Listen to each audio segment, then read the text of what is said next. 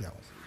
Donald Trump has no more opponents on the Republican side, while Hillary Clinton still has to compete with Bernie Sanders, but that doesn't mean Hillary Clinton isn't already focusing in on Donald Trump. Here with me is the Labor Secretary, Thomas Perez.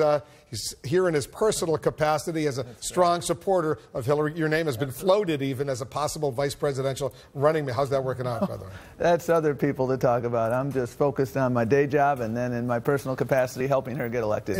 Are you already into this notion that the general election campaign between Trump and Clinton is underway? Well, Secretary Clinton is out there fighting for every vote in the primary election. She's out in California today.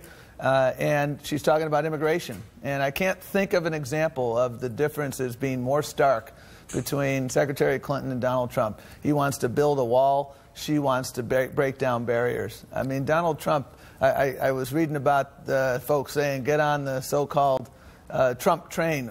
Well, frankly, the Trump train is a train wreck for immigrants. It's a train wreck for Muslims. It's a train wreck for workers. It's a train wreck for American values. It's a train wreck for people who believe in collective bargaining. And the differences between Secretary Clinton and the inclusive campaign that she's running and the divisive campaign that Mr. Trump is running couldn't be more stark. Because on immigration, he wants to deport the 11 million undocumented immigrants and let the good ones, he says, eventually come back. She says they should be allowed to have a pathway not only to legal status but to citizenship as well, right? Absolutely, and that's a year-one priority for Secretary Clinton, and 100-day priority for Donald Trump is to deport people.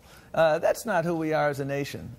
It's not who we are as a nation to ban Muslims from coming into the country. I've spent a long time as a civil rights lawyer working with the Muslim community, and Donald Trump today talks about banning Muslims. You know, a generation ago, in that same community in Tennessee that I worked a few years ago, they were trying to ban Catholics. So we've been to this movie, and it's a movie that's always been inconsistent with American values, and that's why Secretary Clinton is standing up for inclusion and the opportunities that she wants to give to everybody. Yesterday when I interviewed him in New York at Trump Tower, he reiterated his position that there should be a temporary ban on Muslims coming to the United States until the U.S. can figure out the issue of terrorism.